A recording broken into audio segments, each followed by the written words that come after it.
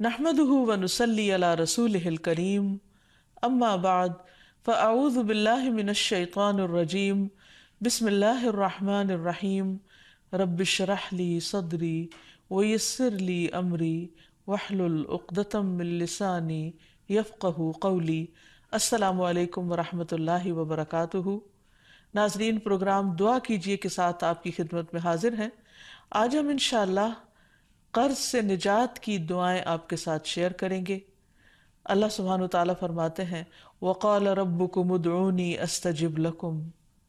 تمہارا رب کہتا ہے کہ تم مجھ سے دعا مانگو، میں تمہاری دعا قبول کروں گا۔ تو انسان کسی بھی قسم کی جب مشکل میں ہو، خواہ وہ بیماری ہو، روحانی یا ذہنی پریشانی ہو، اولاد کی طرف سے کوئی پریشانی ہو یا مالی پریشانی ہو، تو ان تمام مواقع پر انسان کو اپنے رب ہی کو پکارنا چاہیے۔ یہ اللہ تعالیٰ کا وعدہ ہے کہ قُلِ اللَّهُ يُنَجِّيكُم مِّنْهَا وَمِن كُلِّ كَرْبٍ، اللہ تم کو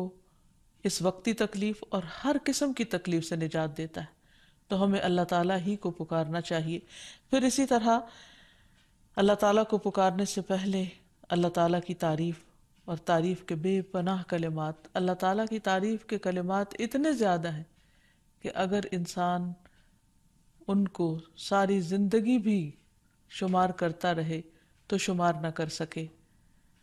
اس لیے نبی صلی اللہ علیہ وسلم نے تعریف کے جو کلمات سکھا دیے ہیں، اگر انسان ان کو سیکھ لے، ان کو یاد کر لے اور ان کے مطابق اللہ تعالیٰ کی تعریف کرے تو اس سے بہتر کوئی چیز نہیں ہو سکتی۔ تو تعریف کے یہ کلمات جو نبی صلی اللہ علیہ وسلم نے ہمیں سکھائے، اللہ اکبر کبیرہ والحمد للہ کثیرہ وسبحان اللہ بکرۃ واصیلا، اللہ سب سے بڑا ہے، بہت ہی بڑا، اور سب تعریفیں اللہ تعالیٰ ہی کے لیے ہیں، اور میں صبح و شام اللہ کی پاکی بیان کرتا ہوں۔ اور حق بھی یہی ہے کہ انسان صبح و شام اللہ سبحانہ و تعالیٰ کی تعریف بیان کرے، اس کو ہر عیب اور نقص سے پاک قرار دے، کیونکہ وہ ہے ہی اس لائق اور یہ اس کا حق ہے۔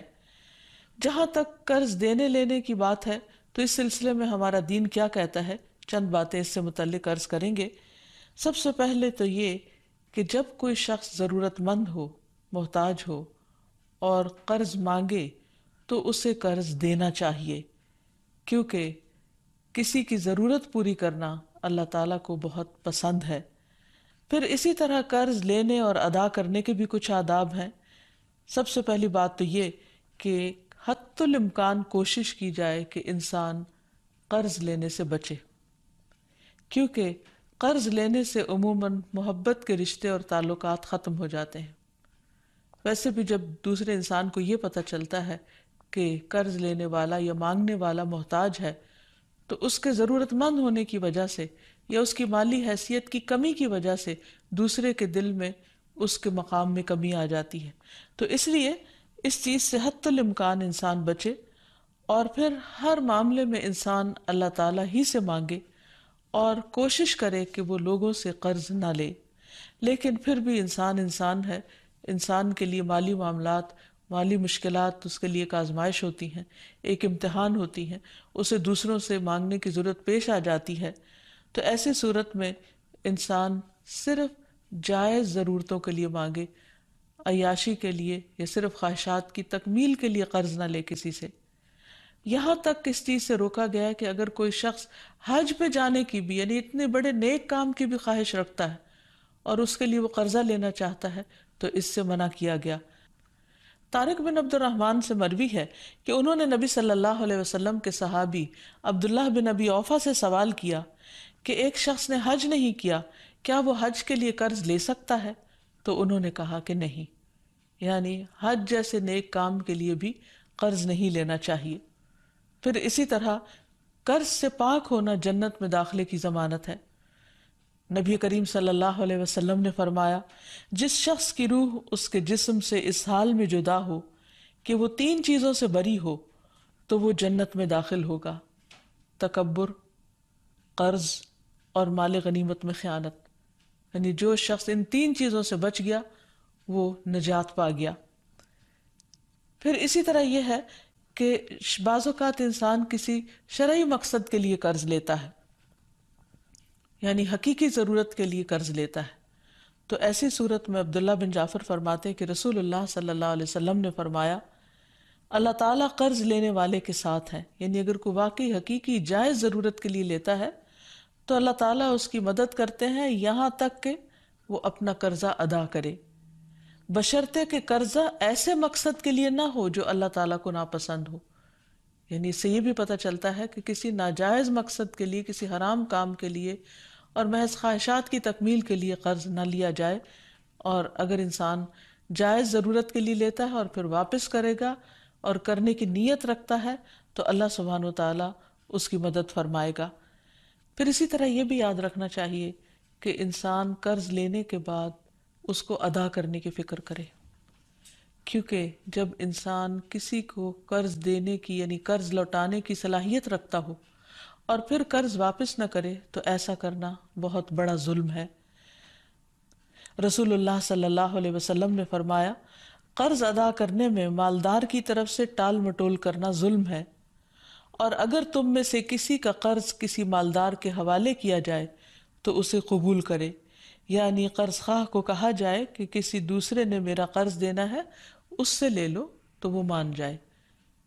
پھر اسی طرح یہ ہے کہ آپ صلی اللہ علیہ وسلم نے اس بات کی بھی تلقین فرمائی کہ انسان جب قرض واپس کرے تو اچھے طریقے سے، بھلے طریقے سے، خوش دلی کے ساتھ دوسرے کو ستائے نہیں۔ پھر اسی طرح یہ ہے کہ ہمیں یہ بھی تلقین کی گئی ہے کہ جس کا قرض ادا کرنا ہو یعنی جس کا قرض لوٹانا ہو اس کو ہدیہ قبول نہیں کرنا چاہیے۔ ابو بردہ کہتے ہیں کہ میں مدینہ حاضر ہوا تو میں نے عبداللہ بن سلام رضی اللہ عنہ سے ملاقات کی۔ انہوں نے کہا آؤ تمہیں میں ستو اور کھجور کھلاؤں گا اور تم ایک باعظمت مکان میں داخل ہو گئے، کہ رسول اللہ صلی اللہ علیہ وسلم بھی چونکہ وہاں تشریف لے گئے تھے اس لیے انہوں نے اس کو باعظمت کہا۔ پھر آپ نے فرمایا تمہارا قیام ایک ایسے ملک میں ہے جہاں سودی معاملات بہت عام ہیں، اگر تمہارا کسی شخص پر کوئی حق ہو اور پھر وہ تمہیں ایک تنکے یا جو کے دانے برابر بھی یا ایک گھاس کے برابر بھی ہدیہ دے تو اسے قبول نہ کرنا، کیونکہ وہ بھی سود ہے۔ پھر اسی طرح ہمارے دین نے ہمیں یہ بھی سکھایا ہے کہ اگر کوئی شخص اپنا قرض نہ لوٹا سکتا ہو تو کوئی دوسرا شخص اس کی طرف سے ادا کر دے، یعنی انسان کسی اور کے قرض ادا کرنے کی ذمہ داری لے لے، کیونکہ رسول اللہ صلی اللہ علیہ وسلم نے فرمایا میں ہر مومن کے لیے اس کی اپنی ذات سے بھی زیادہ اس کے قریب ہوں۔ جو شخص قرض یا چھوٹی اولاد چھوڑ کر جائے تو ان کی پرورش میرے ذمہ ہے، اور جو شخص مال چھوڑ کر جائے وہ اس کے وارثوں کا ہے۔ تو اس سے یہ پتہ چلتا ہے کہ نبی صلی اللہ علیہ وسلم دوسروں کے قرض ادا کر دیا کرتے تھے۔ پھر اسی طرح زکوٰۃ سے بھی قرض کی ادائیگی کی جا سکتی ہے۔ قرآن مجید میں آتا ہے انما الصدقات للفقراء والمساکین والعاملین علیہا والمؤلفة قلوبهم وفي الرقاب والغارمین وفی سبیل اللہ وابن السبیل فریضۃ من اللہ واللہ علیم حکیم۔ بے شک صدقات تو دراصل فقیروں، مسکینوں اور ان کارندوں کے لیے ہیں جو ان کی وصولی پر مقرر ہیں، نیز تالیف قلب، غلام آزاد کرانے، قرض داروں کے قرض اتارنے، اللہ کی راہ میں اور مسافروں پر خرچ کرنے کے لیے ہیں۔ یہ اللہ کی طرف سے فریضہ ہے اور اللہ سب کچھ جاننے والا اور حکمت والا ہے۔ تو اس سے یہ پتہ چلتا ہے کہ اگر کوئی شخص مجبور ہو، تکلیف میں ہو، قرض کے بوجھ تلے دبا ہوا ہو تو اس کا بوجھ اتارنے کے لیے اگر ویسے کوئی ذریعہ نہ بن پائے اور کوئی مدد کرنے کو تیار نہ ہو تو پھر اس کی مدد زکوٰۃ کے مال سے بھی کی جا سکتی ہے۔ لیکن یہ بات یاد رہے کہ ہر انسان جو قرض لے وہ قرض ادا کرنے کی نیت رکھے،